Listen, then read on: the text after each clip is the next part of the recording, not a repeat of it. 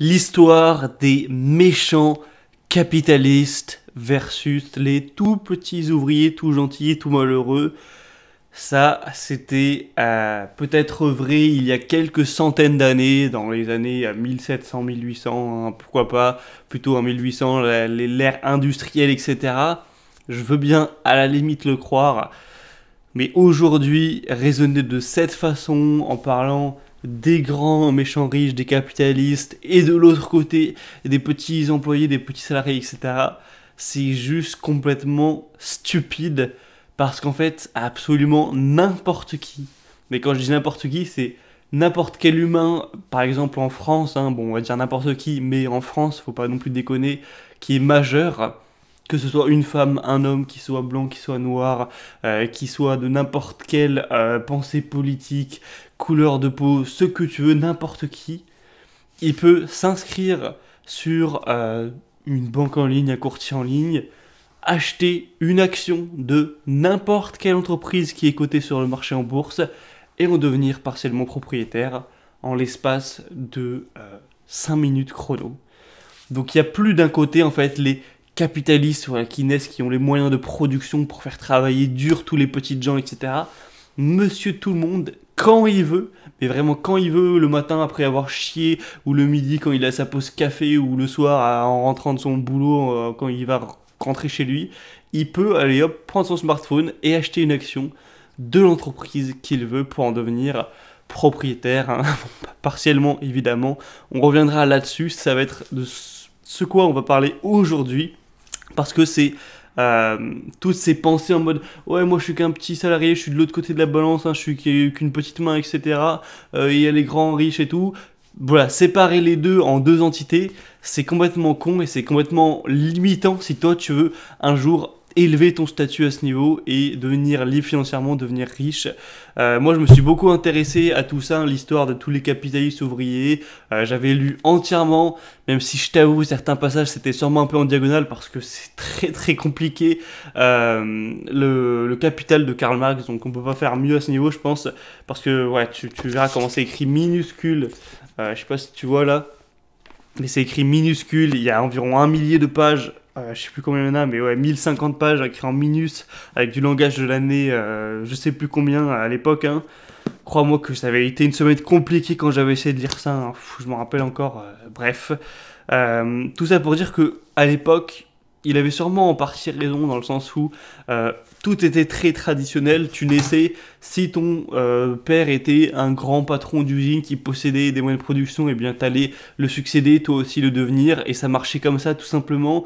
Il y avait très peu de chances de s'élever socialement, t'avais peu de mecs qui comme ça, voilà, à 18 ans créaient un business et ensuite ils devenaient riches, voilà, ça se faisait beaucoup moins. Encore même pire, je pense au Moyen-Âge, où là, bah, t'étais le fils du roi, tu naissais, t'étais prince, bah directement t'allais être le chef riche, etc. C'était les liens du sang. Et si tu n'étais que t'étais un petit gueux, un paysan, il n'y avait pas de délire où t'allais devenir roi. C'était pas possible, hein, il n'y avait pas de compétition de marché. Tu naissais, t'étais ce que t'étais, tu mourais, ton fils allait devenir ce que t'avais été, ce que ton père avait été. Point barre. T'avais pas d'ascension sociale possible. Sauf qu'aujourd'hui, ce raisonnement de pensée, même s'il a été vrai pendant plusieurs siècles, il est complètement débile aujourd'hui. Parce que, effectivement, il y a toujours de la chance à la naissance, un héritage, etc. Même si on pourrait rappeler le fait que déjà naître en France, ça veut dire naître dans le top 10% des plus riches, donc c'est déjà un luxe en soi, mais bref, c'est sûr que parmi les riches, il y a des encore plus riches. Et si tu nais que ton père il est milliardaire, ce sera plus simple que si tu nais que ton père il est à moitié drogué au RSA, ça c'est sûr. Mais ce qui a changé aujourd'hui, c'est que tu peux, c'est possible, tu as le droit, tu as la possibilité de changer entre guillemets, de passer de l'autre côté, de devenir capitaliste, de devenir riche. C'est pas du tout facile, c'est pas quelque chose où tu claques les doigts et c'est bon, tu l'es, mais juste c'est possible techniquement. T'as pas, parce que pour le coup, à l'époque, je sais pas, dans les années 20, ou même au 19e siècle, si tu voulais acheter une partie d'une grosse entreprise et que tu étais là avec tes 200 euros, ils te disaient d'aller te faire enculer rapidement. C'est toi, tu avais plusieurs millions et tu pouvais négocier pour aller faire une fusion ou faire une opération et acheter une partie d'une grosse entreprise. Ça devait se faire, mais ça n'a rien à voir avec aujourd'hui. Aujourd'hui, comme je l'ai dit, absolument n'importe qui, il s'inscrit sur son courtier en ligne et ça dépend quelle entreprise. Il y a des entreprises où les actions sont tout de même chères, mais souvent pour 100 euros, même allez, 200 euros et parfois beaucoup moins, il peut acheter une action d'une entreprise, d'une très grosse entreprise, et du coup en devenir partiellement propriétaire. Et s'il en achète une tous les mois, etc., et bien forcément, au bout de quelques années, il deviendra un porteur à un minimum important. Là, par exemple, alors je te prends un petit exemple. Imagine le mec qui travaille chez McDo, qui est en mode ouais, moi je suis une petite main, je suis qu'un petit employé, les gros capitalistes qui possèdent l'entreprise, je travaille pour eux et tout. Bah mon gars, si tu gagnes le SMIC et que tu as un minimum économe, que tu mets, imaginons de côté ne serait-ce que 200 et quelques euros dans le mois, à la fin du mois, tu peux te payer une action McDonald's, ça coûte 261 dollars actuellement, donc ça fait 230 euros environ. Moi, bah, j'en possède par exemple, je sais plus combien j'en ai, je crois que j'en ai peut-être deux, et toi aussi, tu peux t'inscrire sur un courtier, et une fois que tu as économisé ces 200 euros, tu achètes une action, et tu feras toi également partie des propriétaires de l'entreprise pour laquelle tu bosses. Tous les ans, tu vas recevoir des dividendes de tous les petits employés qui ont travaillé. Si l'entreprise grossit, ton argent va grossir également et tu feras partie du même cercle que tous les gros patrons. Sauf que bon, eux, ils ont des centaines de millions investis. Toi, bon, tu n'auras que 200 euros. Mais si tu fais ça tous les mois, déjà, au bout d'un an, tu auras, pourquoi pas, 2500 balles investies dedans. Dans 10 ans, 25 000, etc. Avec l'effet de cumuler, ça fera beaucoup plus. Mais bref, on ne va pas rentrer dans ces calculs aujourd'hui. C'est juste au niveau du principe que aujourd'hui on a cette excellente chance de pouvoir le faire, de pouvoir devenir capitaliste en un clic. Il y en a même qui peuvent aussi avoir des prêts pour acheter un appart, pour ensuite le louer, etc. Moi je suis pas du tout expert là-dedans, j'ai jamais fait de prêt pour acheter un appart, le louer, etc. Moi je sais que mon frère par contre a fait ça, lui qui a une situation beaucoup plus stable où il peut se permettre d'avoir des prêts. Et voilà, il fait ça, il a 2 apparts quand même.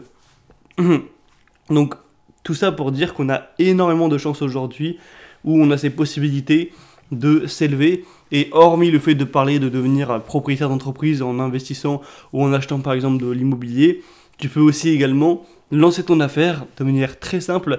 Personne te fait chier, t'as pas besoin de demander la permission ou je sais pas quoi. Tu peux offrir un service ou un produit, pas forcément quelque chose qui demande beaucoup d'argent à mettre en place, hein, il y en a plein qui le font, et si jamais tu es malin et tu réussis, tu vas pouvoir commencer à gagner de l'argent, tu te déclares en auto-entrepreneur, ça va te prendre quelques dizaines de minutes à tout mettre en place, hein, c'est vraiment pas compliqué au niveau fiscal, et tu vas pouvoir commencer à gagner de l'argent.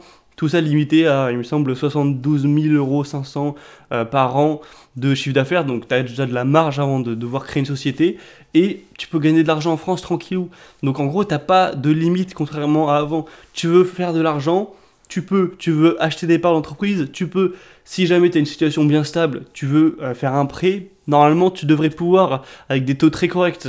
Donc rends-toi compte que c'est une chance absolument inouïe dans toutes les zones de la planète Terre, dans toutes les histoires, à 99% du temps, il n'y avait pas ces possibilités. Tu n'achetais pas des actions comme ça tranquille de ton canapé, tu pouvais pas gagner de l'argent comme tu voulais au calme, tu pouvais pas faire un prêt et t'acheter un appart tranquille, tu avais beaucoup moins de liberté, les riches c'était les riches, les pauvres c'était les pauvres, point barre, il n'y avait pas d'histoire. Aujourd'hui, c'est certainement pas facile de devenir riche, de s'enrichir, mais au moins c'est possible, il y a cette possibilité pour ceux qui seront malins, qui seront disciplinés, etc.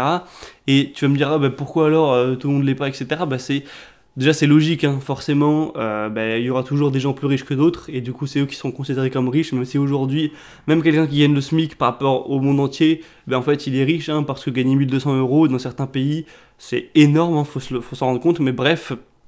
Et le truc c'est que juste la plupart des gens qui sont pauvres, ils sont pas patients et pas disciplinés. Forcément tu vois des mecs, oui ils gagnent le SMIC, mais bon, ils vont claquer 100 € par mois en clope, 50 € par mois en alcool, des fois même dans d'autres choses, hein, pas forcément saines. Alors que, juste si depuis quelques années, au lieu d'acheter ces merdes qui leur détruisent la santé, c'est complètement débile mental, ils avaient acheté des actions ou ils avaient économisé pour faire un apport pour faire un prêt immobilier. C'est juste une décision, il n'y a pas de truc Adam et Ève, c'est parce que je suis mal né, parce que c'est le destin, je sais pas quoi, non, c'est juste un choix que tu as devant la main. Est-ce que j'achète un paquet de clopes? Est-ce que je me mets à fumer quand j'ai 13 piges, ou est-ce que je fais le choix de pas être influençable? Après, forcément, on n'est pas tous égaux en termes de QI, de caractère, mais bref, eh bien, la personne qui, voilà, économise ou investit dès le début, dès qu'elle commence à toucher de l'argent, même si elle va pas devenir millionnaire en quelques années, eh bien, elle va commencer à bâtir quelque chose, et plus le temps va passer, plus ça va grossir, et un jour, elle pourra vraiment être très à l'aise. Sauf que les gens, en tout cas la grande plupart des gens, ne sont ni patients ni disciplinés, donc ils n'obtiennent pas ces résultats. C'est juste une question d'état d'esprit, de prise de décision. Et donc, ben voilà, je te partage pour terminer cette vidéo une sorte de secret de la richesse, même si bon, c'est pas non plus un secret, je te dévoile rien de très fou, je pense que t'en as déjà entendu parler, en tout cas j'espère, que ben, on est dans un monde économique qui est le capitalisme, même s'il y a l'État qui régule certaines choses, etc., bien sûr, ça reste du capitalisme, et ça a rien de malsain tant que l'État est là pour imposer certaines limites, ce qui veut dire que toi, si tu veux devenir fortuné, devenir important, pesé dans ce monde-là, il va falloir que tu accumules du capital, c'est-à-dire que tu accumules de l'argent. Donc au début, quand tu pars de zéro, que tu n'as rien, c'est pas facile parce que tu es là, tu sûrement pas un très gros salaire, faut que tu fasses l'effort d'épargner chaque mois pour économiser une somme qui au début est très petite. Au début tu économises, à 500 euros, puis 1000 euros, puis un jour tu as 2000, voilà 5000, mais même pour monter ne serait-ce qu'à 10 000 ça peut prendre des années, donc forcément c'est difficile, ça demande beaucoup de patience et de discipline, mais plus tu vas accumuler de l'argent, plus faut que tu comprennes que l'argent stocké en fait a une valeur, et cet argent va pouvoir travailler sur toi. Donc toi tu travailles pour toi, hein, t'es salarié ou t'as ton entreprise, peu importe, ou t'es fonctionnaire, machin truc, mais si en plus à côté t'as, imaginons, 50 000 euros d'épargne, ces 50 000 euros, tu vas pas les laisser sur un compte bancaire, se faire niquer par l'inflation, tu vas les investir et ils vont travailler aussi, comme si tu avais un petit bonhomme en plus qui venait t'aider, qui allait lui aussi travailler pour te rapporter de l'argent. Parce qu'avec 50 000 euros, tu peux t'acheter des garages que tu vas louer qui vont te rapporter pas des sommes astronomiques, mais déjà un complément de revenu. Tu peux essayer de lancer un business avec, ou quoi. Bon, ça du coup c'est risqué, mais ça peut avoir un gros potentiel de gain. Tu peux les investir tranquillement en bourse, acheter des actions à dividendes qui vont te rapporter un petit peu tous les mois. Tu peux acheter des actions où tu penses qu'elles vont, des entreprises que tu penses qu'elles vont grossir à long terme, et du coup, bah, si jamais tu as bien fait ton coup, bien sûr, ça va grossir, etc. Tu peux acheter un ETF sur le SP500 et ça prendra peut-être 8% par an tranquille. Donc déjà, une fois que tu as économisé ne serait-ce que 5 000, 10 000, 20 000, 50 000, 100 000 et plus euros, c'est déjà une somme qui travaille pour toi, qui va grossir et du coup qui va encore plus engranger, etc. Et si tu te poses la question, je te balance ça comme ça, sur à quel point cette somme doit être grosse pour pouvoir me remplacer et pour pouvoir me générer par exemple 1000 euros par mois net et que j'ai plus à travailler, eh bien la somme c'est simple, c'est un peu moins de 400 000 euros. Tu te posais la question, donc voilà, ça veut dire que le but de l'indépendance financière, pour juste voilà, avoir un SMIC tranquille, ce serait 400 000 euros. Forcément, c'est une grosse somme, hein, tu vas pas l'atteindre en 2-3 ans, mais si, je sais pas, tu gagnes un minimum bien ta vie, que tu es très sérieux, en 15 ans, ça peut s'obtenir sans trop forcer. Bref, on en reparlera bien sûr. Tout ce que je veux dire pour terminer cette petite vidéo, ce petit discours, c'est que garde en tête qu'on est dans un monde de rêve par rapport aux autres époques et par rapport à plein d'autres pays dans le monde où on a de grandes libertés, où même si c'est pas facile et même s'il y a beaucoup de facteurs génétiques, et c'est pas moi qui vais le nier, hein, on en parlait dans le relation homme-femme l'autre fois, d'ailleurs j'ai lu les commentaires là encore tout à l'heure sur la dernière vidéo qui parlait que ben voilà, quand t'es riche tu vas en Russie, machin de truc, enfin bref, voilà, vous avez qu'à aller lire les commentaires de la dernière vidéo si ça vous intéresse. Là il m'avait fait rire ce commentaire d'une personne qui se reconnaîtra. On a énormément de liberté dans le sens où, oui, c'est pas moi qui vais le nier, il y a des facteurs génétiques. Tu nais avec une gueule super belle, tu auras une vie plus facile. Tu nais avec un super haut QI, même si ça peut avoir des désavantages, ce sera plus facile pour être malin, pour faire les bons investissements, pour faire les bonnes relations, pour faire les bons projets et tout. Donc évidemment, c'est putain d'injuste que tu naisses avec un QI de 200 ou de 70. Forcément, bah, c'est mère nature, entre guillemets, qui l'a décidé. Que tu naisses avec des parents riches ou pauvre con avec une mauvaise éducation, une éducation vraiment mauvaise, avec des problèmes et tout, bah forcément ça aussi tu l'as pas décidé. Donc il y a toujours une grande part de destin, j'ai envie de dire, donc ça c'est vrai, mais beaucoup moins qu'à l'époque, beaucoup moins dans plein d'autres régions du monde. Et si tu as vraiment la force de caractère, la puissance mentale, la patience, la discipline, ce sera dur, plus dur que peut-être d'autres personnes, mais tu peux changer les choses. Si tu es malin, travailleur et patient, tu peux devenir riche. Il va juste falloir que tu fasses en sorte d'élever tes revenus au possible, ce qui peut paraître incroyable, mais ce qui se fait, moi je te rends compte, dans l'époque où on est, dans les années 2020, moi de mon chez moi, comme ça, sur un petit PC de merde à 500 balles, j'ai réussi à créer un truc qui me génère, qui m'a généré en tout, je sais pas, 100 000 euros là en quelques années. Si je compte depuis le tout début que j'ai commencé, ça devrait être quelque chose comme ça. Ou environ, voilà, où je gagne presque 10 000 euros par mois tout seul comme ça, donc c'est un truc de fou. Et moi je prends mon exemple qui est pas le plus incroyable, hein. T'as des mecs qui ont fait des business sur internet, qui ont gagné des millions, et même certains qui aujourd'hui ont créé des sociétés où ils sont multimilliardaires juste en faisant des trucs sur un PC, en créant Facebook, tu vois. Donc faut se dire qu'on vit dans un monde qui est fou en termes de possibilités, faut garder à l'esprit cette chance, avoir de la gratitude et surtout en profiter, que ce soit juste en achetant des actions, juste en utilisant le levier bancaire, juste en tentant des projets, même ne serait-ce pour au début juste compléter ces fins de mois, voilà, sans faire non plus vouloir faire un truc de fou. On a une putain de chance, donc même si c'est pas facile aujourd'hui, c'est déjà bien plus facile qu'il y a 100 ans et qu'il y a 500 ans. Bref, voilà, c'est tout pour cette vidéo. Donc le délire des méchants capitalistes, comme on peut voir dans certains, je sais pas, certains traits de pensée, certains voilà, idées politiques, c'est de la belle connerie aujourd'hui. C'est plus du tout le cas. Aujourd'hui, n'importe qui peut le devenir. Capitaliste, devenir riche, c'est une possibilité. C'est interdit nulle part, tu vois. Même si forcément tu paieras des impôts. Donc voilà, c'est comme ça. Avant de te laisser, écoute bien parce que je vais t'envoyer un email là dimanche qui je pense va être très très enrichissant, où je te raconte un grand dilemme, une décision qui était hyper importante pour mon avenir financier, où j'ai dû hésiter entre deux choses, entre un investissement et un autre investissement. Je t'en dis pas plus, mais c'est vraiment, je pense, un email très qualitatif. Je l'ai écrit ce matin là, donc il est déjà écrit, il est déjà prêt, il sera envoyé dimanche matin. Donc je pense que tu vas bien kiffer ça, hein, si jamais tu es intéressé.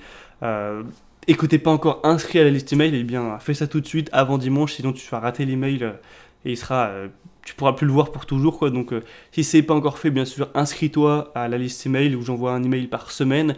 Pour ça, tu cliques sur le premier lien en description, tu rentres ton prénom, ton adresse email, et c'est bon, t'es ajouté à la liste, et tous les dimanches, tu recevras mes emails. Et donc là, ce dimanche, tu pourras voir une décision qui a le plus changé ma vie financière, qui m'a le plus approché de la liberté financière. Ça va, je pense, t'apporter beaucoup, hein, du raisonnement que j'ai eu à l'époque. C'était vraiment une histoire qui s'est passée il y a 4 ans, au tout début où j'ai commencé cette chaîne, même un peu avant. Donc tu découvriras ça qui, je pense, est assez intéressant. Et sinon, je te retrouve prochainement, et pour te dire 2-3 nouvelles sur moi avant de terminer. J'ai donc le Covid, hein, c'est confirmé, j'ai été testé positif. J'ai plus le goût, j'ai plus l'odorat, le goût, je l'ai quasiment plus non plus. Je commence à être un peu moins malade aujourd'hui, j'ai moins mal à la tête, mais forcément je l'ai été un petit peu. Ça fait trop bizarre de respirer et d'avoir un air sans rien là. Comme si tout air était dénué de tout, quoi, comme si tout était vide. Mais bon, c'est comme ça, j'espère que ça passera, hein. Je t'en dirai plus, mais en tout cas, du coup, cette semaine, je serai cloîtré chez moi, donc bon, c'est heureusement que j'y travaille, hein, mais bon, c'est sûr que c'est pas forcément une chose des plus agréables, mais au moins ça me permet de penser, de réfléchir à des nouveaux trucs, à des idées de vidéos. Je me fais un peu chier aussi, hein, c'est pour ça dire que je continue à parler au lieu de terminer la vidéo. Mais bref, je te dis à très vite et à la prochaine. Ciao.